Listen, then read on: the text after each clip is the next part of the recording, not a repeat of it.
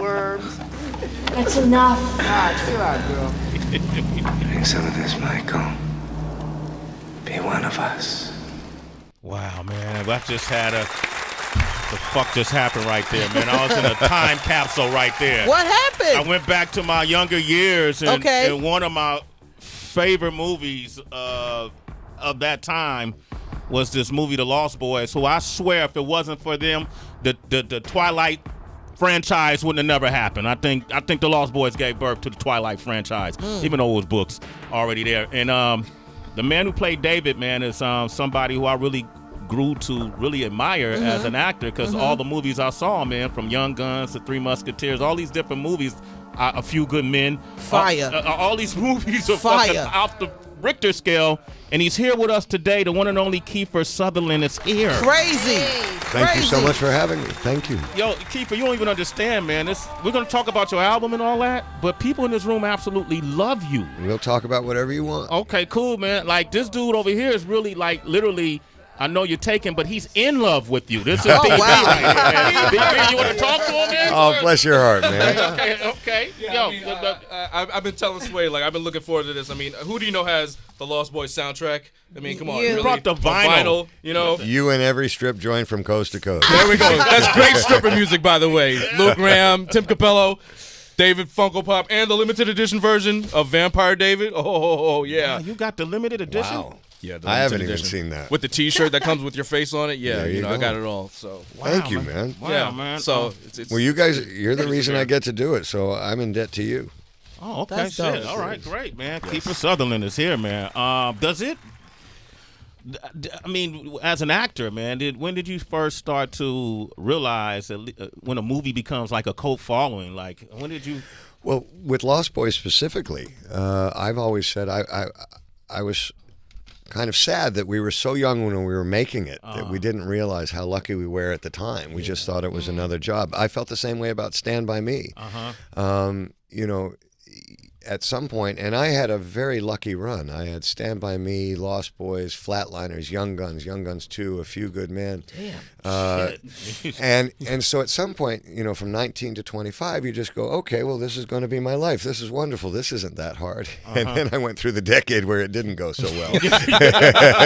wait a minute. Life bit me in the ass and taught me some lessons. And so by the time something like 24 came around, when that became a hit and kind of was that lightning in a bottle type thing, I was fully prepared to be grateful for how lucky I was at that moment. And then because we got to shoot that over 10 years, that was something that was really exciting to be aware of, that it was successful and that people were enjoying it and that you could work in towards that. And that was really one of the most fun times I've had in my life. You were lucid then, Yes, I was right? lucid. Yeah. Well, I was certainly was understanding that this is a privilege and an opportunity, that this is not, you know, you don't wake up every day and just think that this is normal stuff. Did you have? It's easy to, like, with success, especially in today's society. Like, even us, we're on this mic. We've been doing this show how many years?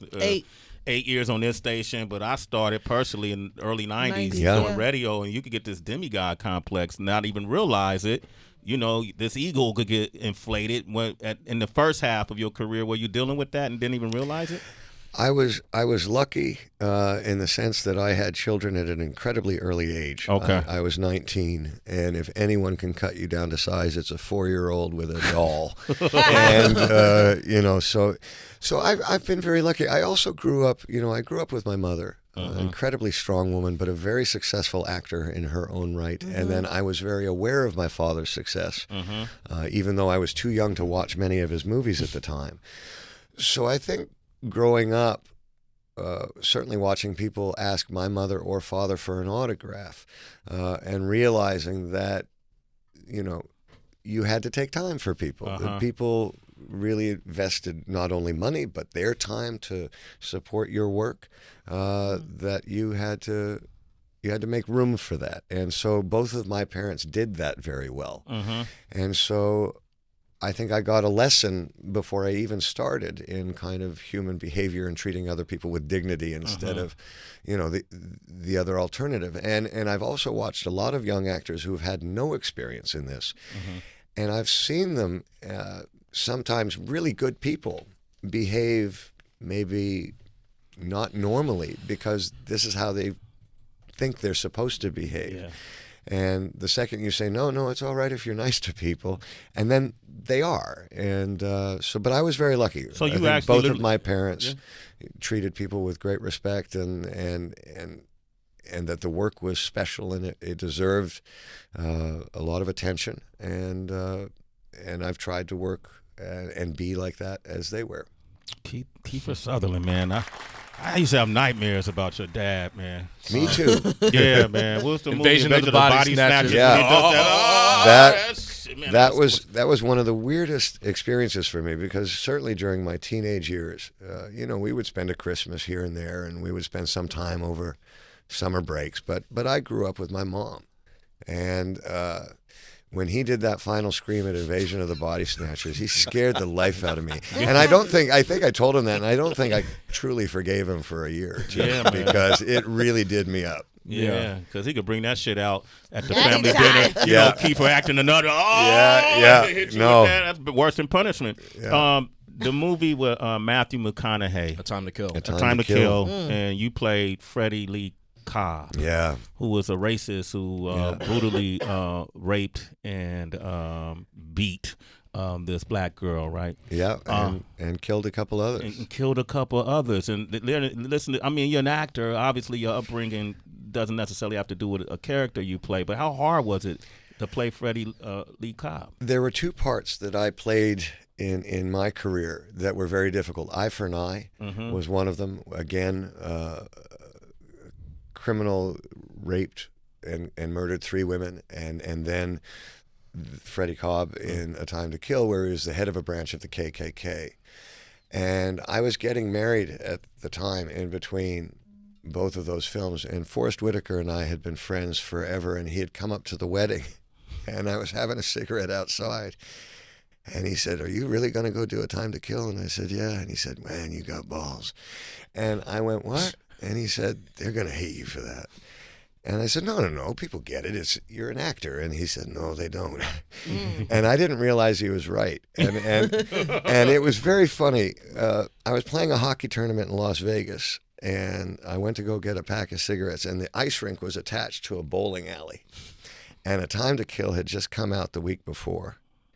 And I was talking to my friend, and I wasn't paying attention, and I had my head down, and we walked in, and I just noticed that the entire bowling alley stopped. And I had walked into the African American Bowling Championships, and me and this other guy walk in, and I look up, and I'm like, "Oh, this is bad." But I can't help but laugh at how unfortunate the timing is. Yeah. That I've just released a film where I play the head of a KKK branch in Mississippi. Yeah. And I've now walked in unknowingly into the African American Bowling Championships of the USA. And to everybody's credit, like not a sound. All the pins had stopped falling, the balls had stopped rolling. Everybody had turned around. And finally, they just started to clap. Oh, really? And I got on my knees, and I bowed. You bowed? And I bowed. Yeah. And then, I said hello to a lot of people. But it was really one of the... If you put that in a movie, no one would buy it. I would have felt like I was getting punked. My friend took off, too. He went, "Oh, shit." And he just started backing out the door and left me in there alone. What a coward. Who's playing a joke on me? But I have to say, the people that I talked to that day, where I tried to explain, look, if you're going to make a film about racism and you're not having someone show you how bad it is, then the story's not being told properly. When I take a look at a film that I absolutely love, To Kill a Mockingbird, if it wasn't for that character being so awful, Atticus Finch isn't so great, and so and everybody in that bowling alley that I got to kind of try and explain that to really understood it, and which is why I was allowed to have my cigarettes and go. Okay. That's why you're allowed here today. Kiefer Sutherland, ladies and gentlemen. That's This funny. is great, man. While we got you here, what other stories can we tell? Young Guns. Wow, what a great rowdy bunch of people. Well, man. that was absolutely the most fun we've ever had making a movie. You know, 6 guys playing cowboys and but there was amazing stuff. I mean, the horseback stuff was always the most fun, and Charlie Sheen and horses don't get along, and they really don't. Okay. And if you ever take a look at any of the shots of Charlie on a horse, he's not on a horse. He's on a ladder with a saddle on it and a poor teamster holding the bit, and he's got the reins like this, and he says, "Regulators ride," and he waves off, and then they cut to the rest of us, riding off on our horses. I never really. So yeah, and Three Musketeers too. I can't say it on radio, but why not? He gave new definitions of whoa, fuck, whoa with a horse. But in Young Guns 1, Charlie Sheen's character gets killed, and Emilio, who is his brother, takes his horse. Well, they're brothers. They smell the same. The horse doesn't know the difference. And that horse hated Charlie. And that horse tried to kill Emilio for the rest of the film. Wow. And there was one scene where Emilio was a very good horseman. And he was on the saddle facing the other way, shooting at the people chasing us. And that horse had lined him up with a tree. It was going to kill him. And I literally had to get into a full gallop to catch up to him, because every time I pointed at him, he was like, "Yeah, this is awesome." I'm like, "No, turn around." And just at the last second, he got back in the saddle, and that tree went by, and he realized that this horse is actually trying to kill him. Damn, death by a horse. So, but one of the great things about that film was we were shooting in Santa Fe, New Mexico in winter, and it didn't get light till 9 a.m., and it got dark at 4. So we could only shoot so many hours a day, and the rest of the day was spent in the bar at the hotel. Yeah. We had a lot of fun. There it is. Hey, man, Kiefer Sutherland, man. No, that's so horses go by scent, like they tell? They're by scent, by feel, by sound, by voice, and, there's no getting away from the two of them being brothers. Yeah.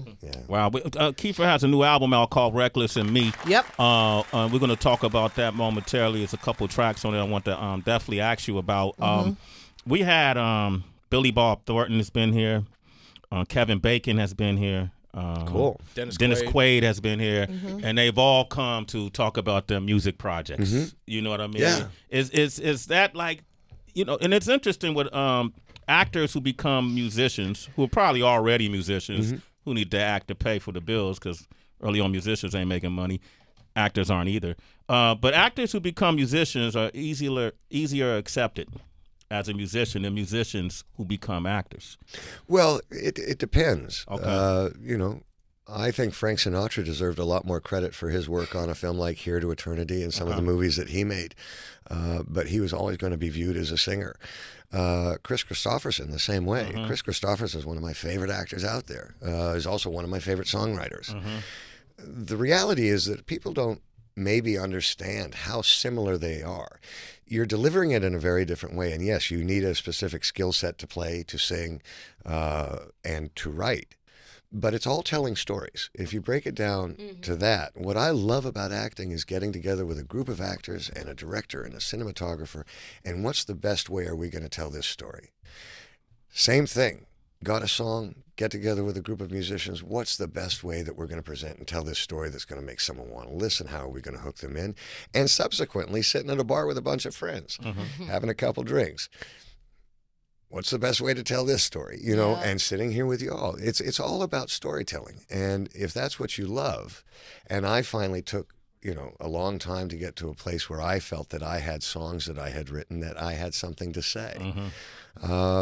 What I've actually fell in love with was performing. We've played 400 shows in the last 3 years. Touring has been the thing that I've loved more than anything. 400 shows? And yeah, we tour a lot. And it's the second record was really trying to fill out a set list to do a 2-hour show, and songs like This Is How It's Done or Agave. Those were up-tempo songs trying to give the set some energy. So it really, it's comes down to the storytelling. And as long as you do possess the skill set to present it musically, have at it. My deepest respect for anybody standing up there and trying to give it a go. I tip my hat. You tip your hat to it, man. Kiefer Sutherland, Agave, what is the story you wanted to tell with that song? Well, Agave is actually really funny. I was playing a show up in Napa Valley somewhere, and Wine country. Jude Cole was really good friends, or not really good friends, but friends with Sammy Hagar, and they were having dinner together, and I stopped by. And Sammy Hagar started giving me crap about writing songs about whiskey and not writing songs about tequila.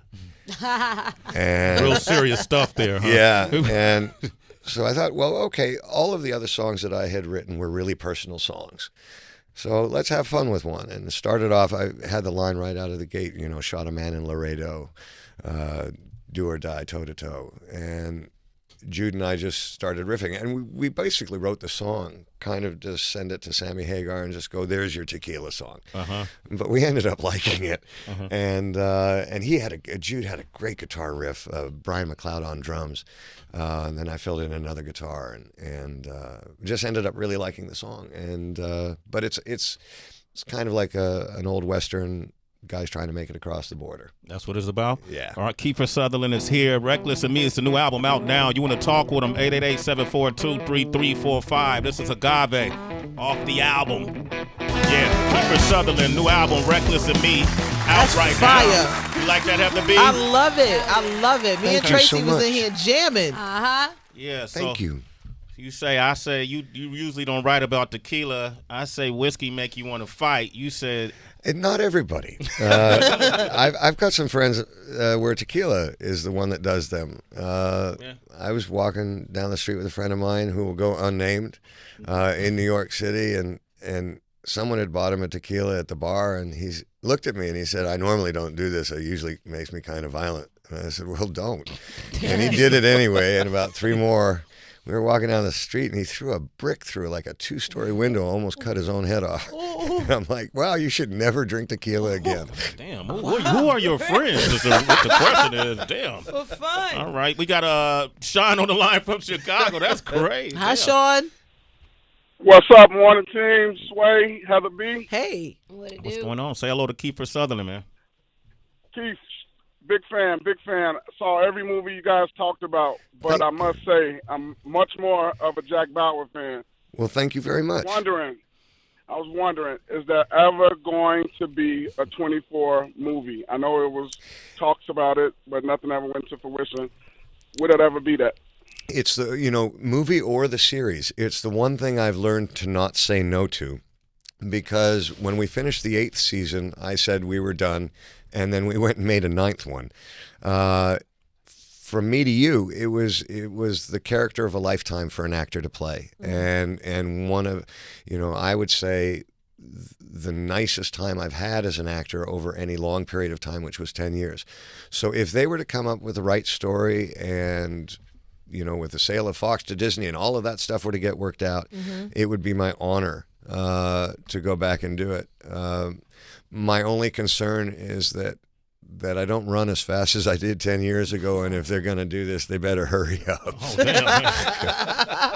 Put them in a fake saddle like they did Charlie Sheen. Sit on a ladder. Yeah, sit on the ladder. Hey, Sean, you're a citizen, man. Sway in the morning. Thanks for your call. John in St. Louis, good morning. John. Hey, John. Good morning, everybody. How you all doing today? Hey. Doing great, man. All right, Mr. Sullivan. Yes, Sutherland, sir. I'm sorry.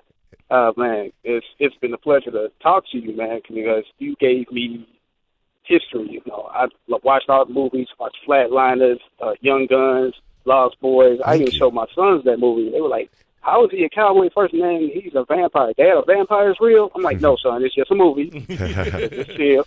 Well, thank you. As far as your career, man, I just want to say thank you, because you gave a lot of people like hope to watch movies and not look at movies as like B movies. You know what I'm saying? I really appreciate that. And I have to tell you, the thanks actually is from me to you. You're the reason I get to do this. And I've told people all my life, that I'm the luckiest person I know. I've gotten to do what I love to do more than anything for a career. And I know that 99.9% of the population doesn't get to do that. That's real. And you guys are the reason I get to do it. So trust me, the thanks is on the other foot. And I mean it from the bottom of my heart. Thanks for the support. Man, I really like this guy, man. Kiefer, you all right with me, bro? Bless your heart. Man, Thanks. thank you, man. Designated Survivor was, you played President Kirkman on that, right? Yeah. Okay, we had that's no longer No, we did the 3 seasons, and that was the plan, and yeah. Yeah, so it flew away now. Yeah. It's, and we had Cal Penn up here. Oh, Cal's awesome. Yeah, Cal's up here, and then we say, hey, man, you know Kiefer's coming by, man. Let's ask him. Can you ask him something that nobody would know, and he'll be forced to answer it? And so he got a question for you. Okay. Here's from Cal Penn.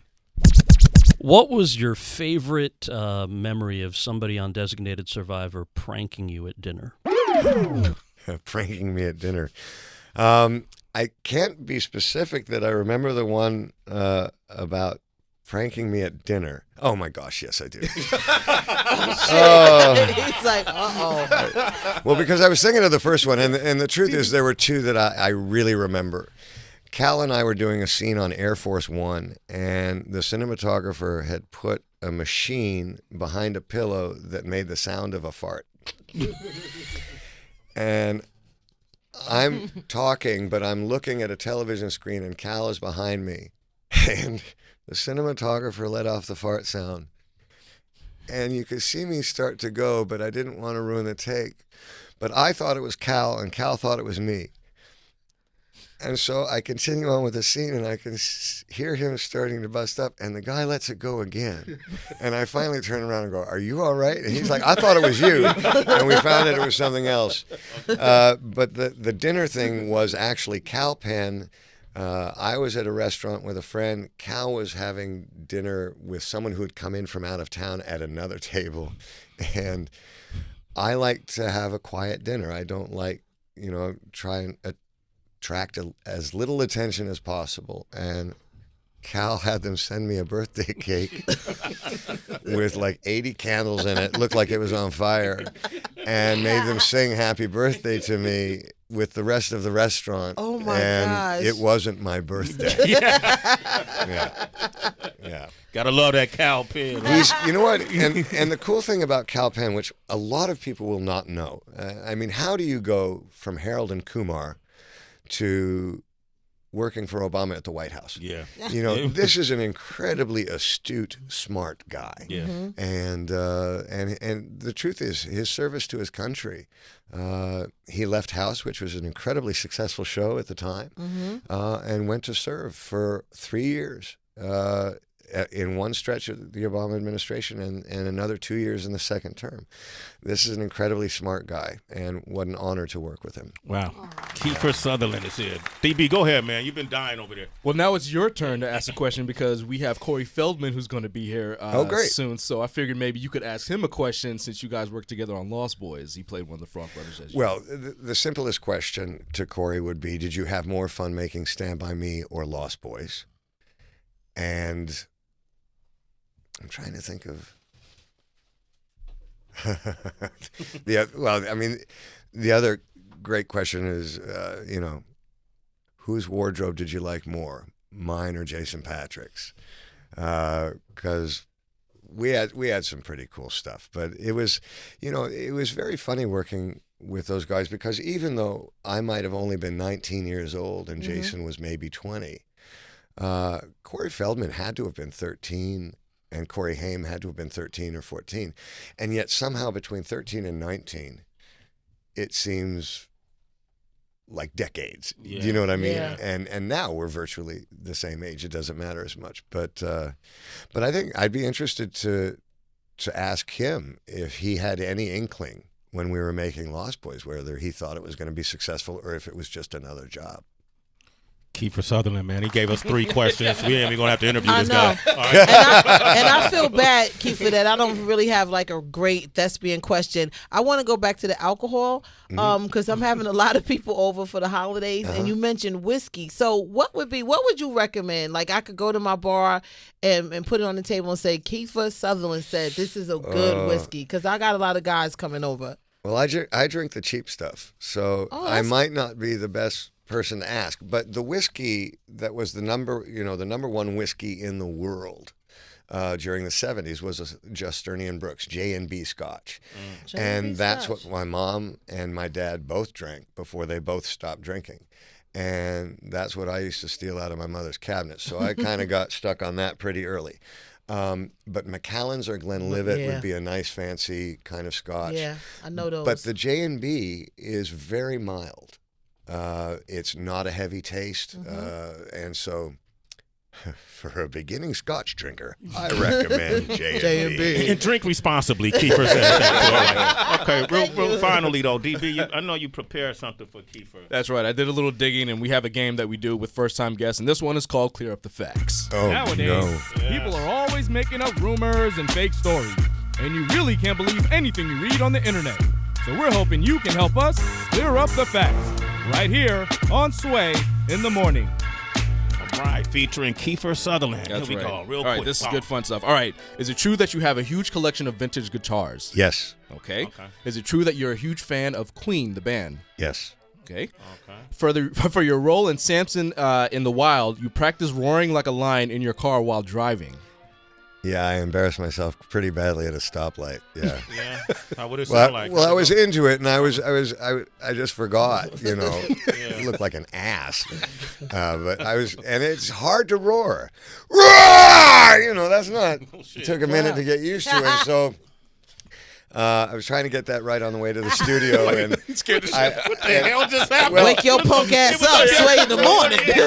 We should have him say that. Hell yeah. So I'm sitting in the car, and I do it a couple times, and I look over, and there's 2 pretty girls in the car next to me. I'm like, oh god. Okay. Give him 2 more real quick, and then we're gonna have him come back to that. Got it. We'll let him go after that. All right. Is it true that you're close friends with Wayne Gretzky? I am, yes. Awesome. What's that like, man? What's that like, man? Do you get to play hockey with him? He's the great one. I played hockey growing up all my life. I'm from Canadian, from Canada. I'm Yeah. from Canada, and I mean he's the best there ever was, and he's one of the nicest guys on the planet. He ever teach you anything? No, he looked at me and he just said, "You shouldn't be playing." All right, last one. Is it true that while filming Stand By Me, you stayed in character by picking on your younger co-stars? No, and I'm so glad I get to correct that. That is absolutely not true. In fact, River Phoenix, who at that time was the most serious about wanting to be a really serious actor and doing this for a living, I would run lines with him at night, and he would ask me so many questions about how did I go about developing a character and processing this and that. And so I loved him. He and I were friends till tragically he passed. Again, there was a bit of an age gap between me and the other kids, but absolutely not. That wasn't true. Clear it up. Okay, Kiefer Sutherland, there it is, clearing up the facts. Reckless and Me is the new album, which is out now. You could come back up here anytime. For real, man. I will. Yeah, absolutely, real. man. You It's ain't got to fun. have nothing to promote. If you just want to come hang out, DJ. you're more than welcome. You want to Thank you very DJ? much. You're a musician. But before you go, Heather, you got to do a drop for us. Yes. Okay, and that's something we'll play continuously on our show. So it got to start with the Lion's Roar. Okay, so this is Kiefer Sutherland, right? Wake up and Sway in the morning. Wake up with Sway in the morning. That's Okay, it. Okay. Hi, this is Kiefer Sutherland. Roar! Wake up to Sway this morning. Yo, damn. That's fire. All right. That's You fire. my man, brother. You my man. I Bless like your that, heart. Yo, man, that's crazy. I'm glad those people in that bowling alley didn't whoop your ass. Either, man. That would have been a different end of the story, man. Kiefer Sutherland, ladies and gentlemen.